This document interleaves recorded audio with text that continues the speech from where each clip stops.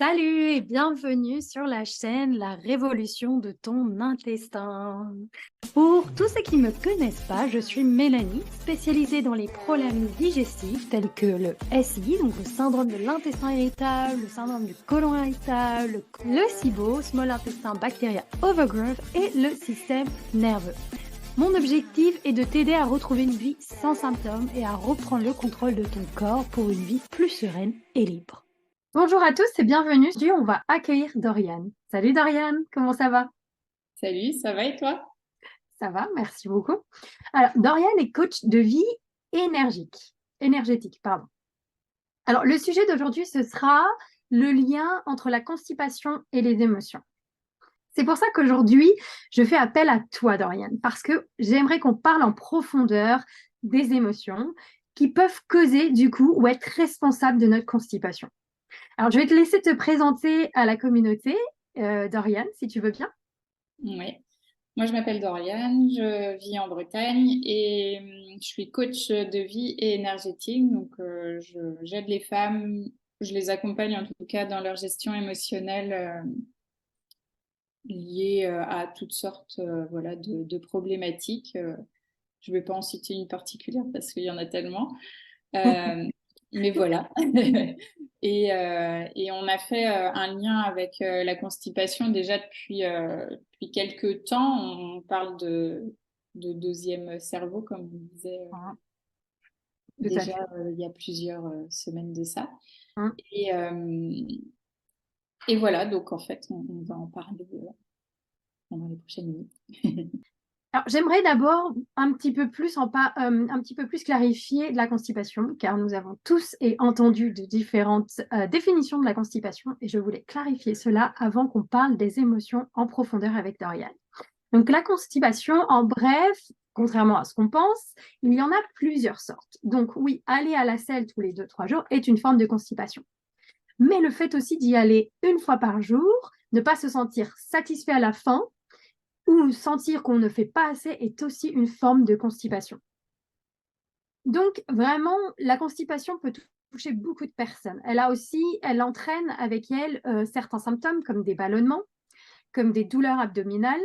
Mais plus profondément, la constipation est liée à des pathologies comme le SI. Donc, pour ceux qui ne connaissent pas, c'est le syndrome de l'intestin irritable, la candidose, le SIBO. Pour ceux qui ne connaissent pas, c'est Small Intestin Bacteria Overgrowth, l'hyperperméabilité intestinale, la dysbiose. Donc, ne pas oublier que le SIBO est une forme de dysbiose. Dysbiose, pour ceux qui ne connaissent pas, c'est vraiment un déséquilibre dans la flore intestinale. Vous avez plus de mauvaises bactéries que de bonnes. Et aussi lié au système nerveux, ce qui peut engendrer du coup des émotions plus fortes et le corps devient plus sensible et ralentit la motilité des mouvements de selle. Donc oui, pardon, la motilité. Donc la motilité et les mouvements de selle. Une première question pour toi, et bien sûr, à mon avis, tout le monde se pose cette question, c'est quoi exactement les émotions? Alors, une émotion, en fait, c'est un message que notre corps nous transmet, donc par des réactions physiologiques, suite à une série de pensées, d'actions, de circonstances, voilà, et ça va amener des émotions agréables ou désagréables. Donc, en fait, moi, je fais vraiment le distinguo avec positif, négatif et Hein. agréable et désagréable parce que il n'y a pas de positif, il n'y a pas de négatif. On a besoin de toutes les natures émotionnelles. Voilà, donc l'émotion, elle est ni bien ni mal, elle existe simplement dans son état à juste titre. Et, euh, et voilà, l'idée, ça va être de savoir les reconnaître, de connaître nos propres réactions physiologiques, parce qu'on est tous différents. La colère va pas amener les mêmes réactions physiologiques chez différentes personnes. Euh, et ces émotions-là, c'est un peu comme une boussole. Elles vont nous apprendre beaucoup de choses sur nous, sur nos valeurs et sur le fait de savoir si on est sur le bon chemin ou pas dans notre quotidien, en fait. Super. Et voilà. Pardon, je t'ai coupé, non. Non. Continue. Non, c'est bon? Ok. J'ai vu qu'aujourd'hui, tu as fait un super post et j'ai vraiment trouvé très intéressant. Et tu l'as vraiment, j'ai aimé le titre, La palette des émotions. Est-ce que tu voudrais nous en parler un petit peu plus, justement, Ouais, des carrément. différentes émotions? Moi, je vois les émotions comme une palette de peintre, en fait, avec toutes ces couleurs, toutes ces nuances. Il va y avoir différents degrés dans chaque émotion, que ce soit la joie, la tristesse ou la frustration. On va pas avoir le même degré en fonction des situations. Et en fait, c'est la même chose quand son peintre, il fabrique ses couleurs pour sa toile. Il va pas aller mettre la même teinte de bleu sur son ciel que sur sa fleur, par exemple, ou son bateau. Et du coup, en fait, c'est vraiment pareil avec nos émotions. On a différents degrés, on a différents critères aussi. La frustration, ça va pas amener ça va pas amener les mêmes réactions ou les mêmes pensées en fonction de la situation vécue, en fait. Donc, Ok. voilà. Est-ce que tu peux, du coup, nous citer les émotions? Ouais, carrément. Alors, dans les émotions dites plutôt agréables, on va avoir la joie, l'amour, la gratitude, l'espoir, l'admiration, par exemple, la fierté aussi qu'on oublie souvent. Et dans les désagréables, on va plutôt avoir la tristesse, la colère, le stress, la frustration, justement, le dégoût, tout ça, Ouais. voilà. Ça fait partie de nos palettes. Et ensuite, on a aussi des combinaisons de toutes ces émotions-là qui vont amener au sentiment, en fait. Donc, il faut vraiment aussi faire la différence entre le sentiment et l'émotion qui n'ont pas vraiment le même degré, en fait. Ça va être un mélange de tout ça ensemble. Ouais. Ouais, j'aime beaucoup ce que tu dis parce que c'est vrai que personnellement, avec mes patientes, je retrouve beaucoup d'émotions. Et en général, c'est toujours ça. L'émotion qui ressort le plus, c'est la frustration. Mm. La frustration de ne pas pouvoir manger ce que tu veux. La frustration d'avoir au quotidien des symptômes. Et la Mm. frustration de ne pas se faire entendre par les autres ou de ne pas se sentir écouté. Et c'est vraiment une des émotions qui ressort le plus. Et puis, bah, forcément, le deuxième, c'est la colère. C'est toutes celles que tu as dit qui sont désagréables, en fait. C'est C'est ça. rare qu'on me trouve désagréable au début de notre travail ensemble. Mais c'est vrai que du coup, ces émotions agréables, je les retrouve toujours à la fin et c'est ça qui est chouette. Mais c'est vrai que on a tendance à toujours. Alors, moi, personnellement, je voyais beaucoup toujours le désagréable.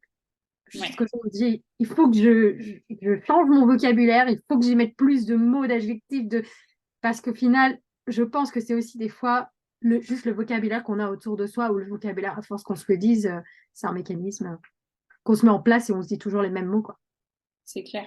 En fait, on nous apprend pas à l'école déjà à reconnaître les émotions, mis à part la joie, la colère, la tristesse, hein. C'est clairement les trois seuls qu'on apprend à l'école. Mm. Le problème, c'est que on va pas ajouter de nuances dans tout ça. On va pas ajouter de nuances de couleurs à notre palette. Donc en fait, alors, je vais pas dire les enfants d'aujourd'hui parce que les enfants d'aujourd'hui, ils ont plus de clés à ce niveau-là parce que voilà, notre génération à nous justement est en train de faire le travail de se Ouais. dire ok, il faut qu'on mette plus de nuances dans ce qu'on ressent et dans ce qu'on dit, mais du coup dans ce qu'on transmet aussi. Ouais. Donc aujourd'hui, les enfants ont beaucoup plus d'adjectifs pour décrire comment ils se sentent que notre propre génération 20, voire 30, 40 ans en arrière, quoi. Ouais. Euh, et c'est aussi un peu le travail dans la gestion émotionnelle, c'est que mes clientes, je vais aller pas leur imposer parce que j'impose rien du tout, mais aller les titiller en leur demandant, oui, mais alors quand tu es en colère, qu'est-ce que tu ressens exactement? Qu'est-ce qui se passe à l'intérieur de toi? Est-ce que tu te sens agacé? Est-ce que tu te sens justement frustré? Parce que la colère et la frustration, c'est souvent relié ensemble. Voilà, comment ça se passe exactement pour toi en fait?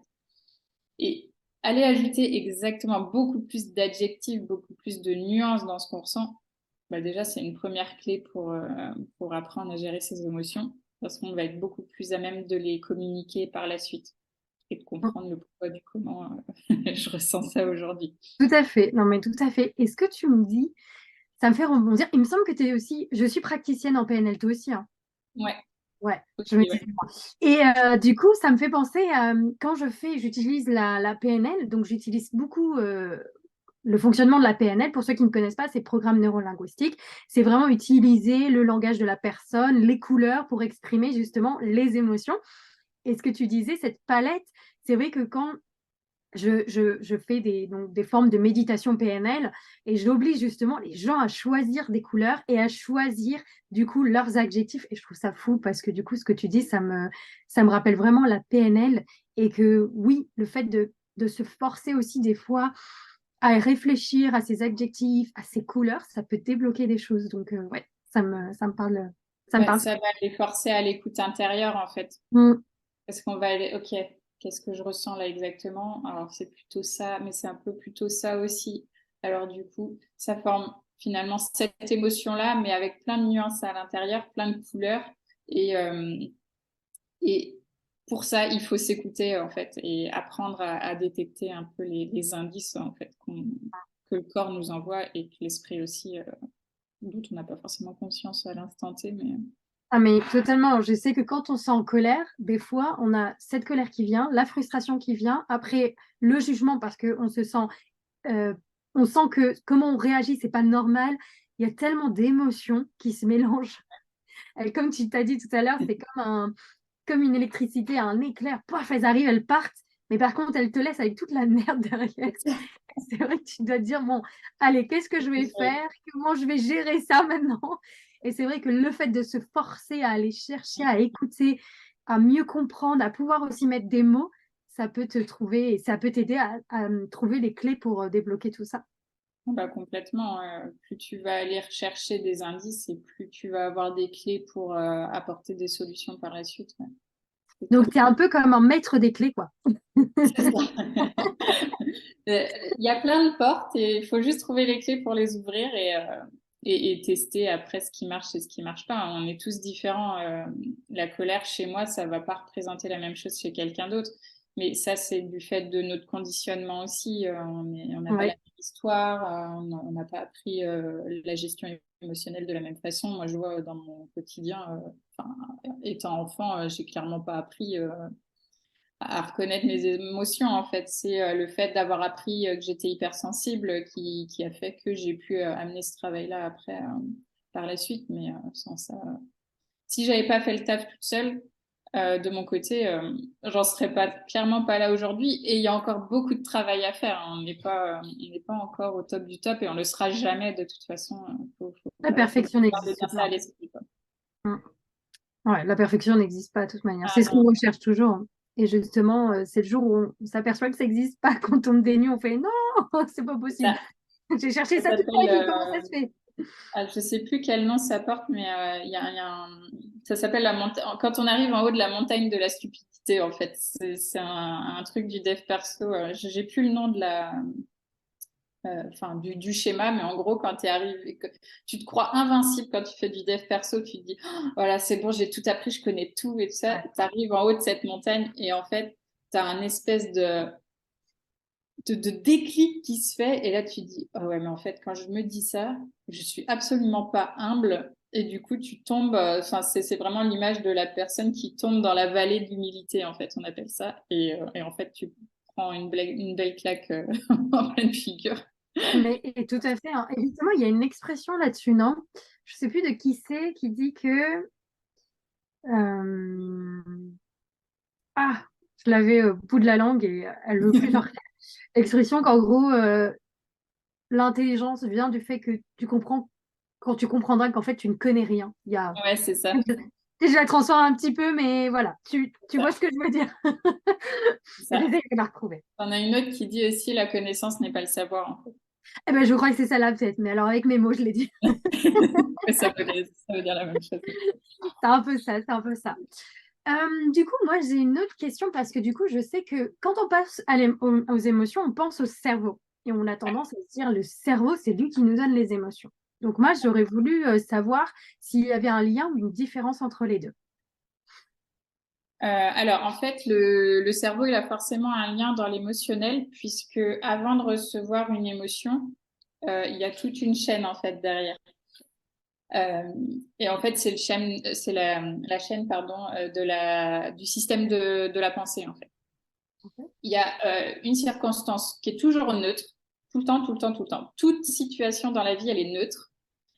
C'est déjà difficile à accepter, mais ça fait partie voilà, des premières étapes de la gestion émotionnelle, c'est de comprendre que toute situation est neutre. Après, c'est nous, avec nos conditionnements et notre histoire, qu'allons décider si cette situation, elle est bien ou elle est mal. Donc, du coup, ça va aller générer tout un tas de pensées via voilà, notre version de si c'est bien, si c'est mal, si ça correspond à nos valeurs, si ça correspond à notre histoire, etc., etc. Et ça va aller générer tout un tas de pensées. Et en fait, c'est ces pensées-là qui vont aller générer une émotion.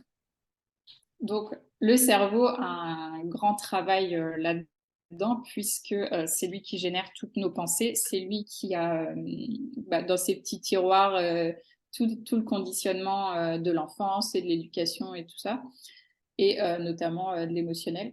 Et puis, dans le cerveau, on a le centre de l'émotion aussi. Il ne faut pas l'oublier, qu'il y a une zone du cerveau qui est spécialisée voilà, dans le centre émotionnel. Donc, il y a forcément un lien entre émotion et la neurologie, en fait. Ok. Et du coup, tu as dit le chemin de la pensée. Est-ce que c'est quelque chose que tu peux brièvement nous expliquer ou... Oui, oui, oui, tout à fait. Bah, une pensée, en fait, c'est vraiment le laps de temps entre la circonstance qui se passe, ce que j'ai appris dans le passé et ce que je pense aujourd'hui. C'est un peu compliqué, mais voilà, c'est quand on découvre un peu tout ce qui se passe, la pensée, elle naît en fait surtout de notre conditionnement, en fait. Ok. Voilà, avec des mots simples. Non, c'est très bien déjà de nous expliquer brièvement parce que bien sûr, il y aura toujours des mots techniques ou des choses, Mm. des mots techniques qu'on ne connaît pas puisque c'est avant tout pour ça que tu es là, c'est ton expertise. Donc merci de nous simplifier la tâche aussi pour essayer de mieux comprendre ce qu'est les émotions. Alors le but vraiment de cette belle conversation qu'on a aujourd'hui, c'est vraiment voilà, lier les émotions avec la constipation. Donc merci à toi, tu nous as bien éclairé au niveau des émotions. Moi, personnellement, j'ai appris beaucoup, donc j'espère que vous aussi, vous allez en apprendre beaucoup sur ce qui est réellement les émotions. Et du coup, j'aimerais bien connaître un petit peu plus la symbolique de l'émotionnel lié à la constipation. Ouais. Euh, le corps somatise vachement en fait au niveau émotionnel. La somatisation, en fait, c'est le corps qui exprime ce qui se passe au niveau de l'esprit, on va dire, pour être très simple dans les grandes lignes. Et la constipation, du coup, a sa symbolique émotionnelle. C'est la première, ça va être en fait que on se retient en fait de faire quelque chose. Voilà. Donc la constipation, on va pas aux toilettes, donc on se retient finalement. Et ben au niveau émotionnel, c'est pareil. On se retient de faire quelque chose par peur de ne pas plaire, ou de ne pas être politiquement correct, ou de ne pas faire les choses comme il faut, voilà, ou de pas rentrer dans les cases en gros, de pas avoir les bonnes étiquettes et d'être dans le manque aussi et dans la peur de perdre. Donc on est vraiment dans une situation de pénurie à ce moment-là. Ça, c'est la première symbolique émotionnelle liée à la constipation, donc c'est le fait de tout garder en soi. Euh, la deuxième symbolique qui peut être liée aussi entre émotion et constipation, c'est le stress en fait. Forcément, le stress, c'est une émotion. Moi, quand je suis stressée, je suis hyper constipée. De toute façon, c'est clair, net et précis. On garde tout à l'intérieur. Et souvent, c'est aussi lié à une difficulté de se détacher du passé, du coup, qui va aller dégager des émotions qui vont polluer, parasiter constamment le corps et l'esprit. Comme on disait, les émotions désagréables, c'est la jalousie, la colère, la frustration, la haine, le dégoût, tout ça. Si elles sont pas traitées, ces émotions-là, eh ben, dans le passé, elles vont être stockées en fait. Le cerveau, enfin le corps et le cerveau, c'est comme s'il y avait une petite réserve là, et puis bon bah celle-là, elle est pas traitée, le dossier il est classé en fait. Le dossier il est classé, mais il n'est pas classé à la poubelle, il est classé aux archives quoi. Ouais. Donc du coup, on garde. Donc pareil encore, on va encore se retenir, on va garder quelque chose. Et la troisième, Si tu m'autorises, j'ai envie de rebondir sur ce que tu dis par rapport au stress, parce que du coup, toi, tu as ton côté émotionnel, moi, j'ai mon côté physiologique. oui, Et justement, ça me fait penser que, alors, quand on est stressé, on a tendance à perdre énormément de magnésium. Et il faut savoir que du Ouais, coup, le magnésium est essentiel pour la motilité. La motilité, donc, c'est les mouvements de selle. Donc, du coup, le fait que tu dises qu'on peut être stressé par rapport à avoir peur de relâcher, ben ouais. justement, on perd énormément de magnésium et à ce moment-là, du coup, la motilité se ralentit et du coup, c'est là que ça bloque. Voilà, je voulais juste expliquer cette partie-là parce que je pense que c'est intéressant justement de lier les deux. Je Mais trouve ça oui, c'est ça. intéressant. Et puis, tant qu'on est dans la physiologie aussi, le stress, ça va causer pas mal de cortisol aussi. Voilà, toutes les hormones, il y en a beaucoup qui Ah vont ben, ça flamber va augmenter la aussi. vie, oui. Et donc, du coup, voilà, il y a tout l'organisme qui se met en mode alerte avec des gyrophares un peu Ouais, partout. ouais. Et, euh, et voilà, donc ça fait partie du package, on va dire. Hum, c'est comme ça. Ensemble, ça va ensemble.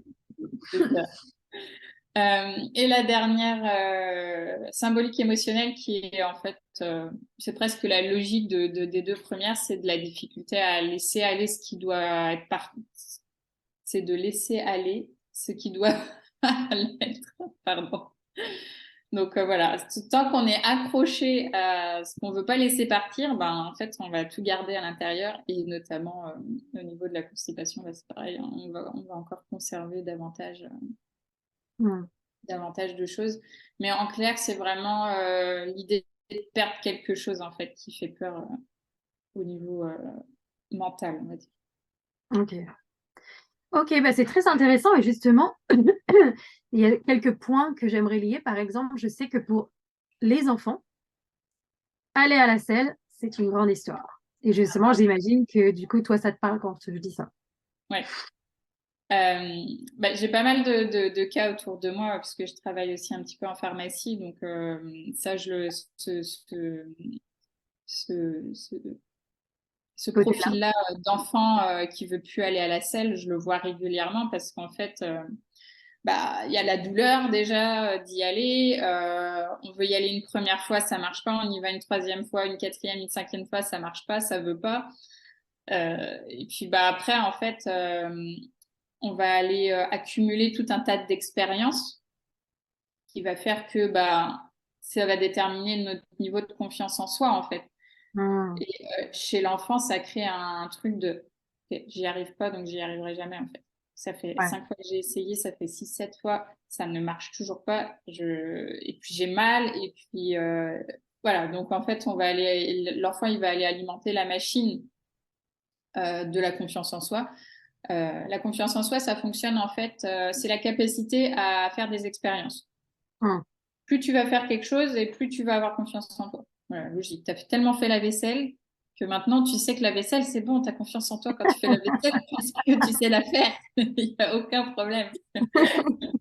J'adore. Voilà, donc et ben, c'est pareil avec toutes les expériences de la vie. La confiance en soi, c'est comme ça que ça fonctionne. Et ben, chez l'enfant, c'est pareil quand il va aller à la selle. Et du coup, plus il va pas y aller, et plus chez lui, ça va créer un espèce de truc de j'y arriverai jamais, donc j'ai pas confiance en moi, donc je ne veux pas y retourner. Sauf que ben la constipation, c'est un peu compliqué parce qu'il va falloir retourner à la selle quand même pour être en bonne santé. Et du coup, ça va créer un sentiment de peur intense. La peur, ça fait aussi partie des émotions désagréables. Je l'ai pas mentionné plus haut, mais voilà, c'est la petite machine de la peur qui se met en route. Donc, du coup, la première réaction, c'est qu'ils veulent pas y aller, en fait. Et Ouais. du coup, bah, qu'est-ce qu'ils vont faire? Eh ben, ils vont tout garder et ils vont se retenir. Et puis, bah, après, ça va créer des conséquences douloureuses et pas très agréables, type Hum, fissure anale ou ce genre de trucs. ouais. J'ai vu pas mal autour de moi, même chez les enfants des amis. Voilà, c'est quasi systématique, en fait, hein. Ouais. Je trouve ça tellement, tellement bizarre de te dire que t'es enfant et normalement tout censé fonctionner et malheureusement Ouais, bah tu peux ouais le fait de bloquer ou des émotions des choses comme ça tu dis normalement c'est innocent l'enfant ça se prend pas la tête.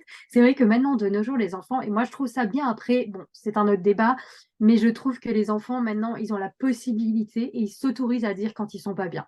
ouais. Voilà. Alors que Ça, c'est ce quand ma que génération c'était ne te plains pas et tais-toi et avance. ouais. Et Notamment quand tu es une fille, en plus, c'est les filles. Enfin, Oui, bah tu pleures, bah oui, bah t'es une fille de toute façon, donc C'est normal que tu pleures. t'as mal, t'es une chochotte, Ouais. Et les garçons ne pleurent pas. et les garçons ne pleurent pas, et tu n'as jamais mal, et t'es fort comme papa, etc., etc. Ouais, Quand on est enfant, en plus, on a un peu les casseroles de nos parents et de nos grands-parents sur le dos. Donc, ouais. certes, quand on est enfant, on est tout pur, tout mignon, tout machin. Et en fait, bah, pas tant que ça, puisqu'on porte un peu le travail qui n'a pas été fait juste avant. Ouais, c'est ça. Et du coup, notamment le fait de leur laisser la parole maintenant, mais c'est grâce aussi à notre génération, à nous qui sommes en train de faire le taf, en fait, Ah, bah, moi, j'ai pas fait pour moi, mais je vais le faire pour mes enfants, en fait. pareil, je leur donnerai la possibilité de s'exprimer au maximum et surtout leur apprendre ces palettes de émotions agréables et désagréables pour être sûr que voilà, ils connaissent bien ça. Il y a tellement de façons de le faire en plus maintenant avec des couleurs, Mm. voilà, des gommettes. Enfin, il y a tellement de trucs qui existent ou Ah qui ouais, peuvent ouais, être faits si ça n'existe pas en tant que tel. Donc, que tu peux utiliser. Tout à fait. tout Et, à euh, fait. et du coup, il y a quelque chose aussi qui me fait penser à beaucoup de mes patients. Comme tu disais, le politiquement correct. Oui, aller à la scène n'est pas normal. Et ça, c'est aussi pareil, quelque chose qui, je ne sais pas si c'est générationnel, si c'est social, d'où ça sort que aller à la selle, faire caca, c'est pas normal. Ou c'est sale. Et ça, c'est quelque chose vraiment, j'avais fait un post il y a longtemps là-dessus, ça m'avait fait rigoler.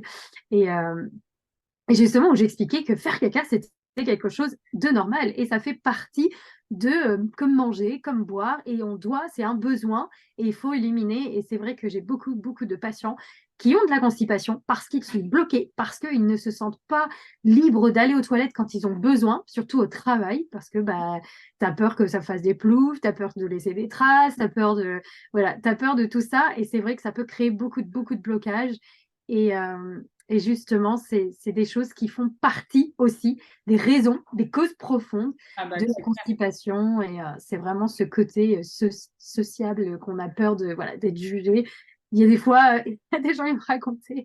Ben alors, j'ai eu plusieurs histoires pour raconter vite fait, parce que je trouve que aussi partager les histoires des autres peuvent aider, nous aider aussi à mieux Ah bah, c'est comprendre. clair. Alors, bien sûr, euh, j'avais une patiente qui, elle, disait, voilà, elle se levait exprès tôt le matin, très très tôt, pour pouvoir aller à la selle, pour ne pas faire quand son copain était à côté. Donc ça, c'est vraiment, voilà, moi je l'ai eu, cette gêne, je pense que tu l'as eu Ah aussi, oui, tout le oui, monde bah, l'a. oui, oui. La gêne voilà, du couple, tu ne sais pas où te mettre. Quand tu pètes la première fois, c'est vraiment, c'est plus possible. C'est possible. Là, le mec, il change complètement sur toi. Mais qu'est-ce qui se passe? Elle pète. Ah bon? Ah oui, parce que justement, les filles sont censées faire des paillettes. Eh oui, Ah bah oui, oui, des eh oui. arcs-en-ciel, c'est bien connu d'ailleurs. Ah non, non, non, et j'avais aussi une autre histoire, une patiente qui, elle, voilà, ne se retenait, quoi, n'allait pas au travail, ou si elle y allait, elle attendait que tout le monde aille manger dehors pour vite aller. Voilà, c'était toujours du stress, donc je trouve ça dommage de se mettre du stress, alors que s'il vous plaît, ne vous retenez pas, ça ne sert à rien, ça va causer plus de symptômes, plus de problèmes intérieurs. Il ne faut pas se retenir. Il n'y a pas de politiquement correct. Il n'y a pas faire caca, c'est pas normal ou c'est sale, c'est tout à fait normal. Et s'il vous plaît, ne vous retenez pas. Ce sera mon message d'aujourd'hui, parce que je suis Allez inspirée faire par caca. ce que tu dis. Je suis très inspirée par ce que tu dis. Alors, moi, du coup, j'aimerais bien savoir un petit peu plus, à ton avis, quel travail est-ce qu'on peut faire pour justement apaiser ces émotions et entraînant du coup un soulagement de la constipation? En fait, vraiment calmer, comment on peut faire pour calmer ces émotions pour amener à aller plus à la scène et ne pas avoir ces émotions qui nous bloquent. Bah, je vais faire le lien déjà avec ce que tu disais juste avant, en fait, le fait d'accepter que le fait d'aller à la selle, c'est normal, en fait. C'est juste un besoin du Mm. corps à honorer pour être en bonne santé, en fait. Mm. Souvent, mes clientes, je vois qu'elles ont, dans le système de valeurs, très souvent, la santé, ça apparaît dans le top 5 des valeurs d'une personne. Clairement, une personne qui est constipée, c'est pas forcément une personne qui est en bonne santé, en fait. Donc, du coup, le fait d'accepter déjà que ce soit un fait normal et d'accepter d'être constipé aussi. Enfin, je vais faire le lien du coup avec la pharmacie où j'y suis 3 jours par semaine. Donc, j'ai des gens très souvent qui viennent me voir au comptoir en me disant je suis constipée. Mais alors déjà, ils osent même pas te dire le mot tellement. Ou alors, ils vont chuchoter comme ça. On te dit pas que la voisine d'à côté, elle Ouais, entend que on s'en fout en fait. Déjà, nous, en tant que pro de santé, on n'en a rien à faire que, voilà, que tu utilises certains mots. ouais. Tant que Bah, toi, tu prenez, te comprends avec ce que tu racontes, il n'y a pas de souci.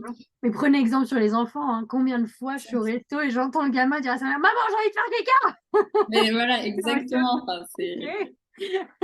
Bon, t'es pas obligé de le dire comme ça, hein, mais Bah, il est pressé, hein, il a envie, hein. Il veut pas attendre. Faut y c'est aller. ça. Mais c'est ça, faut y aller, c'est tout en fait. Et puis y aller au moment où on a envie aussi, bon, quand les circonstances bien sûr le Ouais. permettent, mais d'accepter en fait que c'est quelque chose de normal, d'accepter que ça fait partie de soi aussi, hein, d'accepter qu'on est un être humain en bonne santé, voilà. C'est l'acceptation de soi en fait, tout ça, tout simplement, on revient à s'accepter tel qu'on est. Donc aujourd'hui, je suis être humain, donc je vais aux toilettes en fait. C'est normal, il y a rien de sale, il y a rien de voilà, de gênant là-dedans. Enfin, on fait tous des bruits quand on va aux toilettes. Enfin, on nettoie tous derrière nous, ou en tout cas, je l'espère que tout le monde nettoie derrière lui. Pas tout le temps, mais bon. Mais voilà, enfin, il y a rien de gênant là-dedans. C'est juste la normalité du système humain, en fait. Mm. On parlait de retenir le passé aussi. Et puis avec le retien du passé qui faisait aussi qu'on pouvait ne pas aller aux toilettes. Le passé, c'est derrière. Donc en fait, le passé, c'est terminé. Le passé, on n'y reviendra pas. On ne changera rien de ce qui s'est passé. En revanche, la chose qu'on peut changer au niveau de son passé, c'est sa vision qu'on a de lui à l'heure actuelle. Donc, tu peux changer l'image que tu te fais de l'histoire que tu as reçue, en fait. C'est simplement un job à faire. Ça fait partie de la gestion émotionnelle aussi. Donc, moi, je le vois souvent avec mes clientes. On change simplement d'angle de vue, en fait, de notre passé. Mm. Euh, dans notre passé, souvent, il y a le rapport avec les autres qui fait que, oui, j'en veux à telle ou telle personne, en fait. C'est toujours se rappeler qu'on fait tout ce qu'on peut avec les moyens qu'on a au moment où on les a. On n'est pas parfait, on fait du mieux qu'on peut avec ce qu'on a. La deuxième chose, c'est l'acceptation du corps émotionnel. On a tous un corps émotionnel, on a tous nos émotions, hommes, femmes. Voilà, on a appris aux hommes à pas trop les montrer et c'est une grande erreur parce qu'aujourd'hui, dans nos relations et dans la relation au corps aussi, ça pose beaucoup de problèmes puisque voilà, nos chers et tendres ne savent pas communiquer là-dessus. Mm. Et du coup, ils arrivent au comptoir et ils ne savent pas communiquer le fait qu'ils sont constipés aussi. Donc voilà, c'est l'acceptation du corps émotionnel. Euh, la femme ne pleure pas tout le temps non plus et n'est pas tout le temps très énervée. Donc on a tous toute notre palette. Voilà, il faut juste accepter. Tu as des personnes qui l'incarnent carrément leur palette. Enfin voilà, tu as des gens, ils pétillent d'émotions et c'est génial en fait parce que bah, en fait, c'est ça la vie, c'est de ressentir tout ça. Si on ressentait pas tout ce qu'on ressent, bah, ça serait beaucoup moins drôle, beaucoup moins Ouais. fun. On se ferait chier, hein, clairement, pour être Ça serait triste. poli. Hein. Ouais. C'est bien triste. Et voilà, il y aurait pas de... Enfin, ce serait pas la vie telle qu'on l'apprécie. On n'apprécierait pas nos grands bonheurs comme on se battrait pas contre nos malheurs s'il n'y avait pas toutes ces émotions-là, en fait. On combattrait pas, on militerait pas pour nos combats. Enfin, ce serait fort dommage. Donc, accepter ces émotions telles qu'elles sont, c'est une bonne chose. C'est ce qu'il faut faire. Les laisser vivre, c'est ça. Exactement. Avant tout. Les laisser vivre, les laisser traverser notre corps. Pas besoin de toujours tout expliquer non plus. Zéro analyse. Voilà, zéro analyse, ça sert à rien. Zéro jugement, zéro analyse, ça sert à rien. Du coup, tu parlais de combler les besoins. Alors, quels sont Ouais. pour toi les besoins à combler? Oui, du coup, une émotion, souvent, elle est là. C'est surtout quand elle est désagréable, mais quoique quand elles sont agréables aussi, puisque, enfin, je vais m'expliquer. Quand une émotion est désagréable, c'est souvent qu'on a un besoin qui n'est pas rempli. Voilà. Quand on a une émotion agréable, c'est souvent que le besoin est bien comblé. Voilà, on a obtenu satisfaction dans le travail, en fait. Les besoins à combler peuvent être liés justement à la constipation aussi et à l'acceptation du corps émotionnel, c'est le besoin de s'aimer et d'accepter comme on est avec notre ombre et notre lumière. On a ajouté de la nuance dans notre palette émotionnelle. Maintenant, il va falloir ajouter de la nuance dans notre personnalité. On n'est pas que lumière et on n'est pas que ombre. Alors, toutes les personnes qui disent je suis nulle, je ne sers à rien, nanana, on s'arrête tout de suite parce que ça, c'est la part d'ombre qui parle. Et elle n'est pas toute seule, la part d'ombre. Elle a besoin d'exister. Et pour exister, il faut une part de lumière. Donc, chaque personne qui dit qu'elle est nulle, là, et qui écoute, elle s'arrête tout de suite. Et elle va aller faire un petit exercice de lister ses qualités pour faire apparaître la lumière. Mais voilà, on est ombre et lumière comme il existe le soleil et la lune, le haut, le bas, la droite, la gauche, voilà, tout est complémentaire. Il faut qu'on apprivoise aussi nos peurs, de laisser aller ce qui doit l'être. Donc tout ce qui est relié au passé, faut lâcher en fait. Déjà tout ça. Passer appartient au passé. Ouais, le stress, je sais pas pour X ou Y raison, tout ce qui est lié à la constipation et sur lequel vous allez faire des liens émotionnels, peut-être qu'en nous écoutant là, vous allez vous dire oui, bah en fait peut-être qu'il y a ça qui fait que du coup je suis constipée, etc. C'est qu'il y a un truc à laisser partir à ce niveau-là. Donc apprivoiser ses peurs, de laisser partir. On n'a plus besoin. Il y a beaucoup de choses dont on n'a plus besoin aujourd'hui et qu'on s'accroche. C'est le lâcher prise, tout simplement. C'est ça. Lâcher prise sur les trucs en plus sur lesquels on n'a plus d'emprise en fait. On ne peut plus rien faire, donc on lâche. Comprendre ses propres limites aussi. Voilà, moi je suis capable d'accepter telle ou telle chose, je suis pas capable d'aller plus loin. Donc ça, c'est mes limites. Donc on les applique. Pour les appliquer, il faut les communiquer. Et c'est pas forcément, quand on communique, c'est pas forcément dans le conflit. Hein. On voit ça tout de suite comme un oh là là, ça va être l'horreur et tout. Ben non, Tout à fait, tout à fait. tout à fait. Enfin, c'est pas. Ouais, moi aujourd'hui, je suis pas capable d'accepter que tu me parles comme ça, mais du coup, la façon de l'expliquer, ça peut être aussi de couper court avec cette personne et voilà, de partir vers d'autres horizons, par exemple. Et aussi, la dernière chose, c'est être dans une intention de se libérer, de se délester. On a besoin du coup d'aller à la selle, donc on a besoin de se débarrasser de ce dont on n'a plus besoin. C'est vraiment clairement, hein, les nutriments, là, vous avez pris tout ce que vous pouviez prendre, on ne peut plus rien prendre, donc on se délaisse de ce dont on n'a plus besoin. Et ben c'est pareil dans notre vie, c'est pareil dans les relations, c'est pareil dans les émotions, c'est pareil dans nos besoins, dans nos valeurs aussi. Des fois, on s'accroche à des valeurs qui ne nous correspondent plus aujourd'hui. Donc en fait, on laisse passer tout ce qui a besoin d'être laissé passer, d'être délesté en tout cas. Voilà, je pense que j'ai étudié ce niveau-là. Moi, je voulais rajouter aussi être dans le contrôle. Oui. Ouais. Je trouve beaucoup, surtout les patientes, les femmes, qui ont besoin d'être dans le contrôle parce que la sensation de contrôle, elles ont l'impression d'avoir une stabilité. Et justement, elles contrôlent leurs émotions, elles contrôlent leurs actions, elles contrôlent tout. Et au final, ça crée un stress énorme. Alors, c'est peut-être pas dans le besoin de combler, j'aurais peut-être dû dire ça avant. C'est peut-être pas là par rapport à la question que je t'ai posée. Mais c'est en fait, quand on est dans le contrôle constant comme ça, on va créer une espèce de cocotte minute en fait. Mais au bout d'un moment, la cocotte minute, on a tous vu comment ça fonctionnait. Hein. Au bout d'un moment, faut que la vapeur elle sorte. Et ben, c'est un peu pareil avec nous. Une fois que le vase ou comme un vase qui déborde. Une fois que le vase déborde, c'est fini. Enfin, à un moment donné, tout va partir en fait. Et c'est normal. Et là, on ne va pas parler de lâcher prise forcément. Pas forcément de lâcher prise en tout cas, mais d'aller comprendre pourquoi on contrôle autant. Qu'est-ce qui fait qu'il y a du contrôle sur ces... Des fois, c'est simplement des domaines de vie. Hein. Il n'y a pas toujours le contrôle absolument partout. Ça dépend de chaque personnalité et de chaque histoire. Mais voilà, le contrôle de savoir où est-ce que je place mon contrôle, pourquoi, qu'est-ce qui fait que je réagis comme ça, comment ça fonctionne à l'intérieur de moi Mm. et qu'est-ce que ça m'apporte. Mm. Et qu'est-ce que ça m'apporte et qu'est-ce que ça m'enlève aussi, forcément. Mm.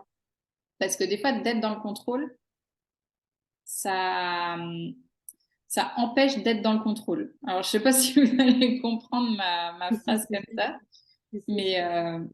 voilà, plus j'ai le contrôle et parfois moins j'ai le contrôle, du coup. Ouais. Plus tu veux l'avoir, plus tu le tiens, Ouais, plus tu penses que tu l'as, plus mais en fait, je tu le perds lâche. tout le temps. Parce que Ouais, il y a des choses, tu peux pas être dans le contrôle. Il y a des choses, c'est là où ça te dépasse parce que tu es tellement habitué que tout soit comme ça. Bah, quand ça allait pas, c'est là où tu te dis, oh, ça y est, j'ai lâché le contrôle. Qu'est-ce qui se passe? Bah, en fait, c'est ouais, que juste simplement, tu ne peux pas contrôler. Il y a des choses, tu ne peux pas. Les émotions des autres, oui, tu ne peux pas. Les réactions des autres, tu ne peux pas. Vivre dans un monde merveilleux avec plein de bienveillance. Si tu vas acheter ta baguette et que le mec qui tire la gueule, mais que toi, tu es hyper heureuse, bah, tu vas dire, bah, moi, j'ai contrôlé, j'étais bien et lui, il est pas bien. Comment ça se fait? Donc, oui, c'est ouais, des choses. c'est ça. C'est des choses, être dans le contrôle.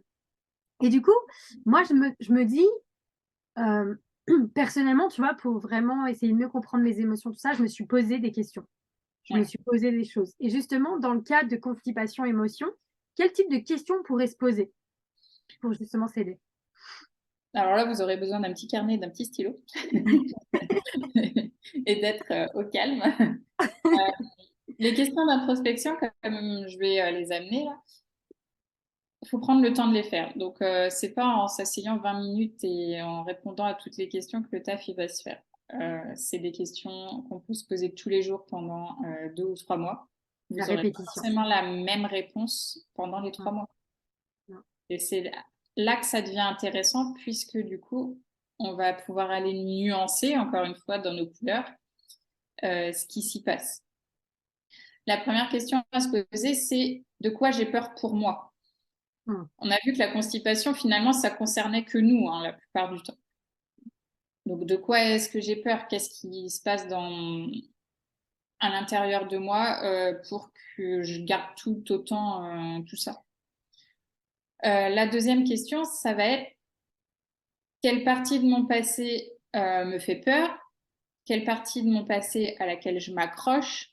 mm, Ou quels événements font que du coup, je retiens tout, j'ai peur de laisser partir? mm. La troisième question qui va être intéressante, c'est quelle image j'entretiens à propos de moi-même? On a tous une image de nous-mêmes, comme on disait tout à l'heure avec les ombres et les lumières. Il y a beaucoup de personnes qui entretiennent une image plutôt négative, plutôt désagréable. Il y a aussi un problème de société avec ça, c'est que ça fait bien de pas trop s'aimer. Mm. Voilà, peut-être que ça vous parlera, peut-être que ça vous parlera pas. On n'aime pas trop les gens qui ont trop confiance en eux dans notre société Ouais, ouais, actuelle. ça, c'est Et sûr. c'est fort bien dommage parce qu'on devrait être ravis que ces gens se sentent bien dans leur peau Ah et non, ça mais même, devrait nous donner envie de faire pareil. bah oui, oui, mais je voudrais rebondir sur ce que tu Ouais, dis. Je suis totalement d'accord avec toi. Moi, je trouve que en Angleterre, quand les gens se célèbrent tout seuls, en fait, tu vois, ils se donnent une tape, ils sont fiers, ils disent, ah, bah, j'ai réussi ça et je suis bon dans ça. Et les gens disent, bah, c'est trop bien, c'est vraiment bien. Donc, la France, c'est genre, oh, je suis bon dans ça, ou moi, mais c'est bon, arrête de te la péter, t'as les chevilles c'est clair. plus grosses que ton cul, ou je sais pas, tu vois. Ouais, Non, je me dis, mais franchement, pourquoi? Si tu te célèbres pas tout seul, qui va te célébrer en fait? Qui va c'est te ça. dire c'est bien ce que tu fais? Et du coup, c'est là où tous, on a notre confiance qui tombe parce que bah, du coup, Les gars rigolent. on attend toujours soit tes parents, soit les gens autour de toi, soit ton boss qui te disent c'est très bien ce que tu fais. Et si on n'a pas de reconnaissance et du coup, on se sent frustré au fond parce qu'on attend cette reconnaissance, or qu'alors on peut se la donner tout seul. Mais exactement. Mm. Et c'est parce qu'on ne nous l'a pas appris non plus à l'école, hein.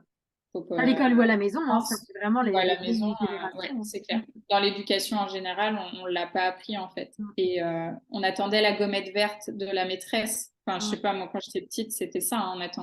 J'attendais la gommette verte de la maîtresse pour savoir si j'avais bien fait ou pas. Mm.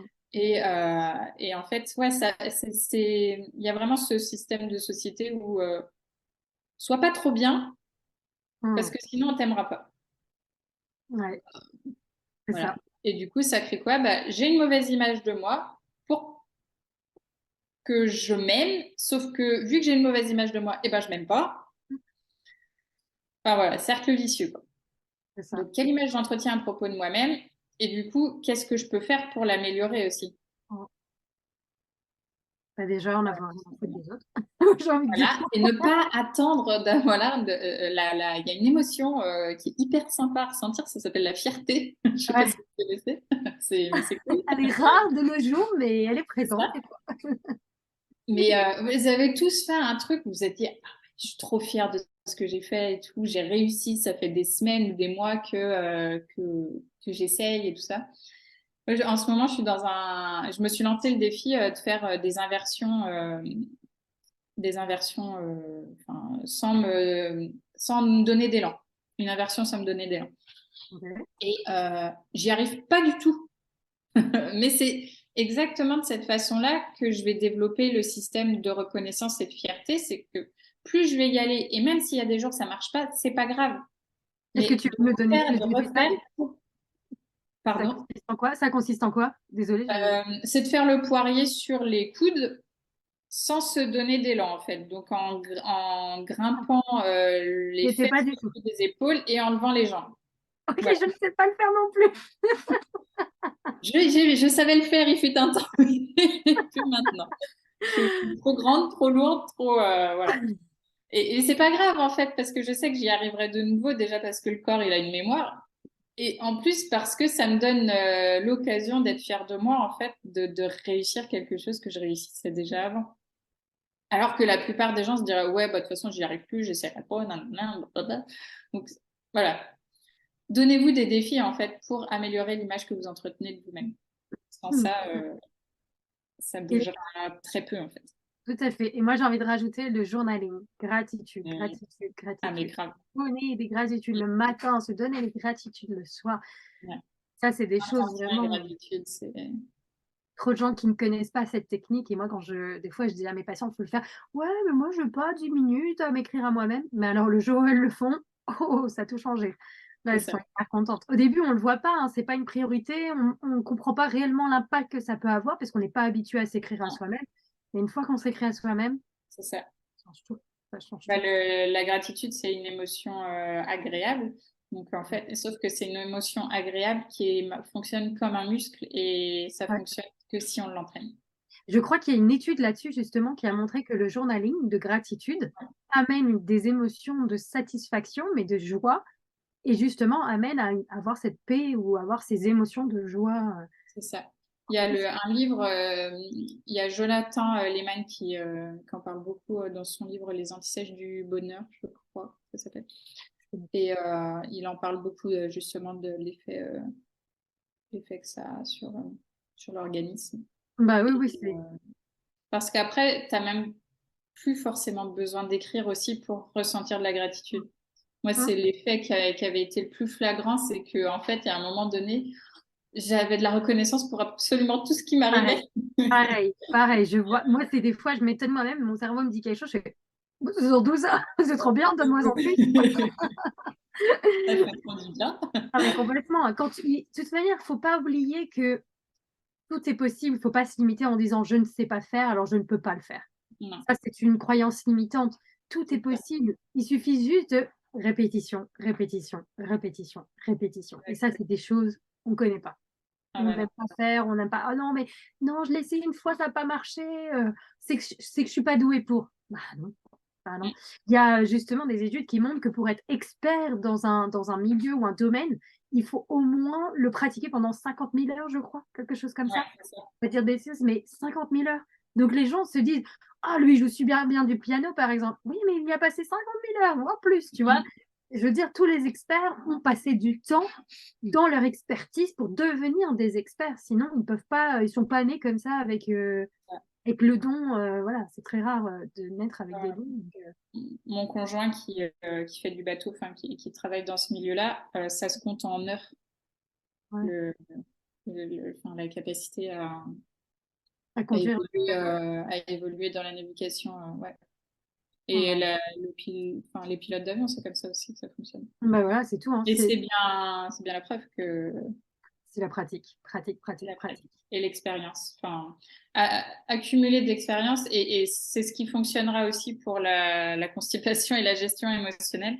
C'est une des premières choses que je transmets aussi à mes clientes, c'est que ou plutôt une question que je pose, c'est OK, t'es prête, à quel niveau tu es prête à expérimenter dans ta vie la gestion émotionnelle?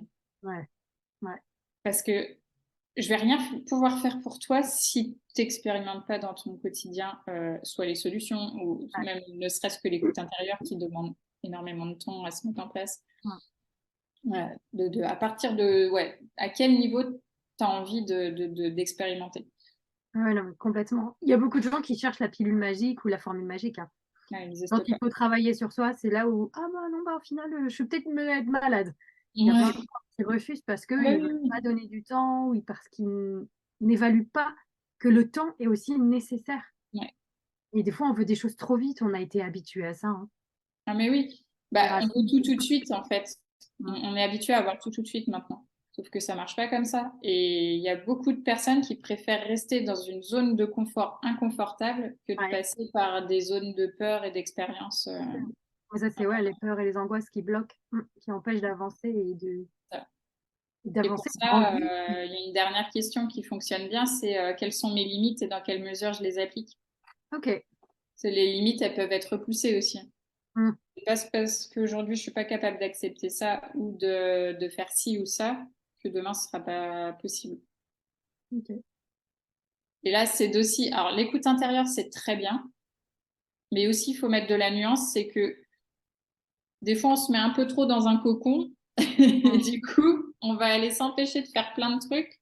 Oui, mais à l'intérieur de moi, j'ai entendu ça, j'ai compris ça, donc je vais pas le faire. Oui, bah si, en fait. Ouais, non, non, mais c'est, Tu vas t'écouter, oui, mais tu vas aller comprendre pourquoi ça se passe comme ça aussi. c'est toujours une question de balance, hein, c'est comme tout, hein. C'est ça. On peut boire du vin, mais on ne peut pas boire une bouteille entière tous les soirs. Exactement. C'est Mais on ça. peut boire un verre ou deux, c'est OK. Exactement.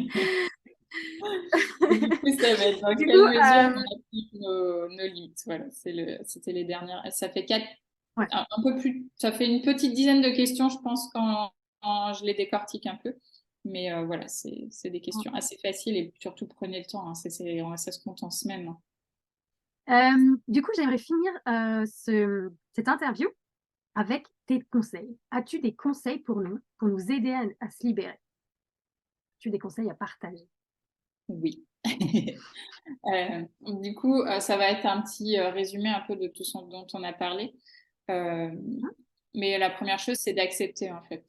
Voilà, d'accepter notre situation, de s'accepter tel qu'on est, d'accepter notre état de santé aussi, Ah, pour avoir les yeux bien grands ouverts sur ce qui se passe, mm, accepter notre passé, peut-être modifier un peu la vision qu'on a de lui.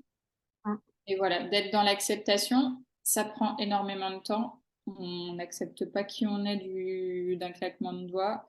Notre état de santé, ça peut être très frustrant, ça peut nous mettre en colère ou même nous rendre tristes. Vivez tout ça en fait. Voilà, il faut que ça traverse le corps de toute façon, puisque sinon on emmagasine et l'état de santé, il en pâtit aussi. mm. La deuxième chose, c'est d'aller poser des intentions de libération pour s'alléger en fait. L'idée de l'intention, c'est d'aller se donner un peu des leitmotivs, tout simplement, de se dire, Ouais. bon, bah, aujourd'hui, c'est comme ça que j'ai envie de vivre ma journée, c'est comme ça que j'ai envie que mon état de santé évolue. Si ça vous aide, vous pouvez vous faire des petits post-it à accrocher un peu partout dans la maison, dans la voiture ou même au travail. Ça, c'est une technique que je donne à mes clientes régulièrement. Voilà, faites-vous un petit bloc-notes de post-it. La troisième chose, c'est se valider soi-même. N'attendez pas derrière les autres. Ils vont pas vous donner Mm. satisfaction, puisque de toute façon, on est dans une société où on ne se donne pas satisfaction. J'espère que ça changera avec le temps. Mm. Mais voilà, soyez OK avec ce que vous faites. Soyez en accord avec ce que vous dites et ce que vous faites et ce que vous pensez. Ça, c'est aussi une phase importante. Et validez-vous vous-même. Si vous êtes OK avec ce que vous avez fait, aucune raison d'attendre la validation autour de vous. Et la quatrième chose, c'est de passer par toute la palette émotionnelle que les émotions, que le système, le corps émotionnel et le corps physique nous transmet. Ça, c'est un dur travail, mais franchement, quand vous faites le job, c'est pépite après, puisque c'est presque, il y a une période où c'est presque trop facile de se comprendre en fait, puisqu'on se dit bon ok, là il se passe ça, là il se passe ça, c'est trop cool, on va faire ci, on va faire ça. Et après les solutions elles se mettent en place toutes seules. Et ça ne veut pas dire qu'il n'y aura plus de blocage, mais en tout cas vous avez toutes les clés en main pour traverser les blocages ou les phases un peu plus compliquées. Et sinon, vous allez voir Mélanie aussi, qui a de très bons conseils à vous donner. Et très bons accompagnements. Et pardon? Et de très bons accompagnements, je dis. C'est trop gentil. Merci beaucoup, 1000 fois, Doriane, c'était super. Merci à toi de partager toutes ces belles pépites, ton expérience, ton expertise, c'est vraiment incroyable. Merci, je suis vraiment très contente et très grateful de cette journée et de cette interview. Merci à toi, vraiment. Justement, si vous avez des questions pour Doriane, si vous avez des questions, n'hésitez pas à les mettre dans le chat en dessous, qui sera en dessous de la vidéo, et elle viendra avec plaisir, à mon avis, y répondre. Et ça, j'en suis sûre parce que je la connais bien. Elle le fera avec plaisir. Et j'y répondrai aussi s'il y a besoin. Et j'aimerais donc du coup conclure cette interview en te disant merci 1000 fois d'être là. Merci d'avoir accepté mon invitation. Et merci d'avoir partagé tout ça. Je vous souhaite à tous et à toutes une belle soirée ou une belle journée. Tout dépend à l'heure à laquelle vous allez nous regarder. Et je vous dis à très bientôt pour le prochain épisode. À bientôt, Doriane. Salut. À bientôt.